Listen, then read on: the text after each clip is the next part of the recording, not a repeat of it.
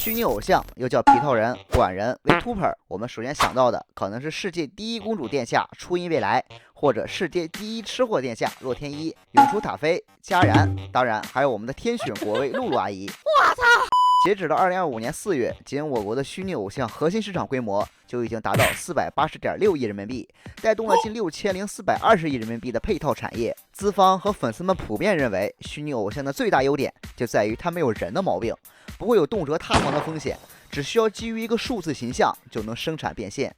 但恰恰史上首个虚拟偶像就出现在数字技术还很基础的80年代，某个如往常一样的夜晚，一封玩梗的粉丝来信。大家好，我是紫美喵。1990年2月11日，东京港区的赤坂广播公司日本放送的公司大楼下，聚集2000多名准备参加偶像握手会的粉丝。山口作为新入坑的一员，见到如此多的同好，不由得和大家交流起来。哎，你说他到底长什么样呢？一定特别可爱，他可是去年兔女郎大赛的冠军啊！哎，对，而且他还只有16岁。那既然这么可爱，宣传的时候为什么总是把脸给挡上呢？这你就不懂了吧？要创造神秘感呀！这么可爱的脸蛋要是露出来，那跟别的偶像有什么区别呢？他的脸是留给我们这种真爱粉看的。哇，马上就要开始了，楽しみですね！我们之前多次提过，80年代的日本是个偶像井喷的时代，看着留下来的名字和影像，无论是破碎女王中森明菜、甜妹始祖松田圣子、昭和第一美腿森高千里，纷纷都让如今的观众表示，那时的日本人吃得真好，那真是一个美好的时代。但当时路人的普遍印象却恰恰相反，比起井喷，更准确的说是泛滥。根据业内粗略统计，仅85年左右，全国活跃的偶像就达2000到3000人，比70年代多了4倍以上，且人数还在以每年200到300个的增长。同时，以吉尼斯为首的大型事务所对电视台资源有着极强的话语权，他们提拔新偶像时，通常需要的是那种让主流观众喜欢的漂亮白纸。尤其是86年邱元康制作的小猫俱乐部的诞生，这种素人和综艺的结合，让偶像一夜成名变成现实，更是把这种偶像文化推至巅峰。比如当时富士电视台18档夜间综艺里有14档的固定班底都是偶像，偶像代言的广告更是占所有电视广告的55%左右。数年 Top 10歌曲中近80%都是偶像曲。在娱乐选择并不丰富的80年代，这些复制人们留着统一的圣子头，统一的粉色连衣裙，统一的工业笑容，唱着统一的 ski ski 大 ski， 反复刷屏。周刊朝日直言，打开电视是偶像，电车广告上还是偶像。日本正在被同样的笑容淹没，这种感觉非常像直播平台里的空间操控人。韩国女团统一的魅魔妆造，几枚瞪眼流量明星，以及八爷前面的7个爷，让今年夏日的那一天的忧郁忧郁起来，那一天的寂寞寂寞起来。反感正是对他们占据太多曝光的反噬。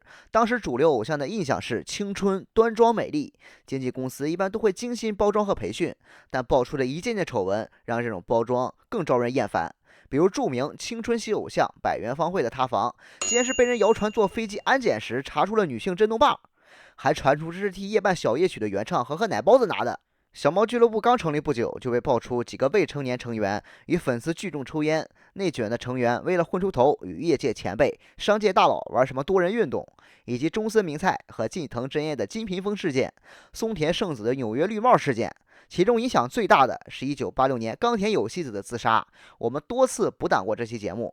当红偶像有希子割腕未遂后，选择在公司大楼跳楼自尽，发酵成百名粉丝模仿自杀的社会事件。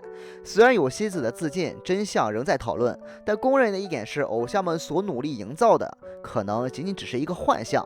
1986年，一档叫《一级院光》的 ANN 电台节目，主持人谈到最近闹得沸沸扬扬的中森明菜自杀时表示，在艺能界生存真难呀，这么有前途的偶像居然想要自杀呀。最近出现不少关于年轻偶像的社会事件，坊间传闻她男朋友近藤真彦为了获奖连自己亲妈的骨灰都能不要，还说他妈的在天之灵一定能理解他的选择，真是个大孝子呀。说这话的叫一级院光，是当时日本放送的王牌主持人。这哥们儿的风格就属于卧龙凤雏那一块，主打玩得开。最逆天的一集是他的节目获得日本电视大奖的时候，雷导安排他代表致辞，并跟他说时间控制在60秒以内，这可是直播，千万别出格。一级院嘴上答应，揣了瓶水上台致辞，刚接过奖杯，哥们儿随即把水瓶打开，全部倒向自己的西装裤裆上，对镜头说：“啊，我紧张到漏尿了。”然后一级院高举奖杯，任由水滴从裤裆滴落，看向观众。这就是直播的真实味道。由于导播的时候没有切到他倒水的特写，观众还真以为他尿裤了，台里一下子收到上千封投诉信。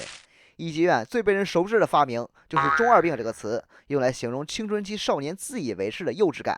首次使用就是拿来贬低自己，给观众取乐的，堪称昭和电台业的梗王。因为他知道放送节目的深夜大家都很累了，最想听的就是这种直接的笑料。这天，一级院光收到一封听众来信，电影导演大岛渚这个名字好像少女偶像的名字呀。大岛渚作为日本左翼新浪潮电影的旗手，经常探讨性、死亡与权利。76年因为《感官世界》奠定其情色大师的标签，他在国内最出名的片子当属《圣诞快乐，劳伦斯先生》。这么一位德高望重的严肃老头，居然跟少女偶像联系在一起。虽然“猪”这个字真的很有少女感，一级院随即换成少女语调：“大家好，我是来自松竹事务所的大岛渚酱，16岁，兴趣是把情色剪进帝国主义的批判，特技是3秒让审查官晕倒，出道作是《感官世界》劳伦斯先生，请多指教。”这种奇妙的融合瞬间引起观众的共鸣。下期节目播出的时候，又受到很多讨论。不是有这么个词吗？哈卡优异，仔细想来也很有少女偶像的感觉呀。大家知道一级元光没溜，你一言我一语之下，大家还真的开始探讨起这个偶像的人设。优异这个名字一听就是那种梳着马尾辫的青春女孩，她的艺名就叫方鹤维吧。1974年4月15日出生于兵库县神户市，本名叫做通口麻纪子。1岁时和家人移居到国分寺生活。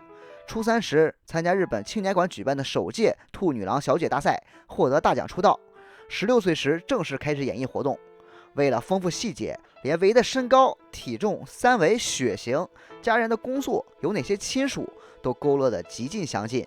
在反复的打磨中，方鹤维这个根本不存在的女孩子，还真的成了节目里的日常梗。对偶像文化深表反感的听众说，这些追捧10几年所谓正统偶像的人，根本就是被骗了。就算再怎么闪闪发光，这些偶像也得上厕所，也得拉屎吧？正统偶像怎么能拉屎呢？但我们的小维可不一样，我们的小维从小就不拉屎，没想到吧？哈哈！一级院光寻思，这个偶像企划说不定真能玩一玩。于是和其他工作人员以及 ANN 的粉丝们策划了一系列活动，蓄意让更多圈外人粉上小维，以备随时接受他们的羞辱。开头那场来了2000多人的握手会，就是他们第一次的胜利结算。握手会现场，那些知道真相的粉丝们很有默契，大力宣传小维的各种亮点。在此之前，各种宣发的物料上，无论是登上节目的 level， 还是宣传彩页，都很巧妙地把维的五官挡上。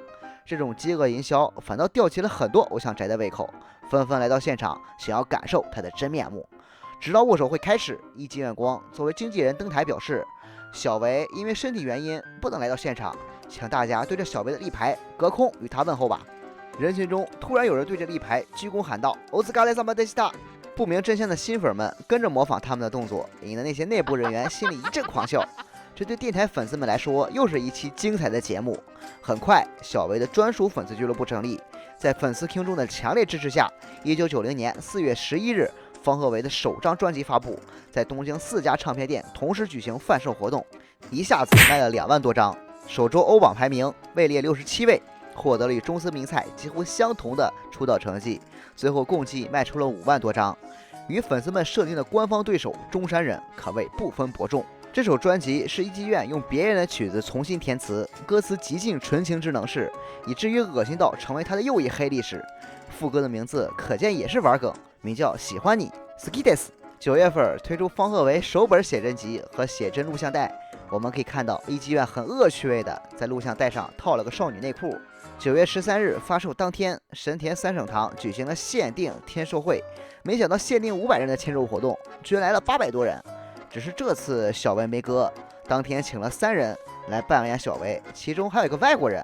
这本写真集的名字倒很直接，叫做乌索斯基，骗你的。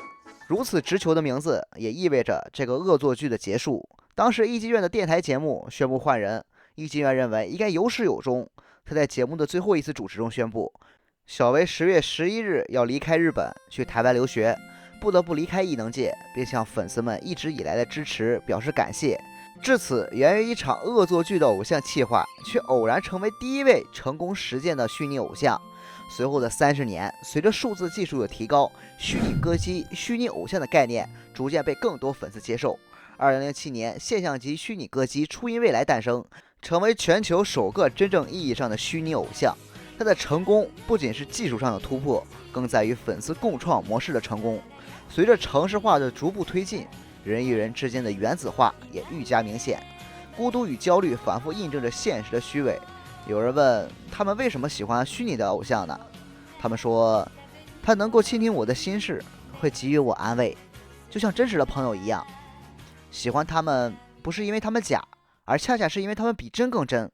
他们不会背叛，永远回应，永远完美。而我正是他人生的一部分。1990年10月11日下午13点25分，几十个曾经的偶像反对者来到羽田国际机场，抬头仰望17号航站楼的上空，他们手举着一路顺风的巨大白板。他们知道落款的名字并不是这次航班的真实乘客，但他们依然注视这架飞机离开东京的天空，这是消失在所有人的目光之中。以上就是本期节目所有的内容了，喵。如果大家觉得本期做的还不错的话，请一键点赞，喵。那么我是紫北喵，我们下期再见，喵。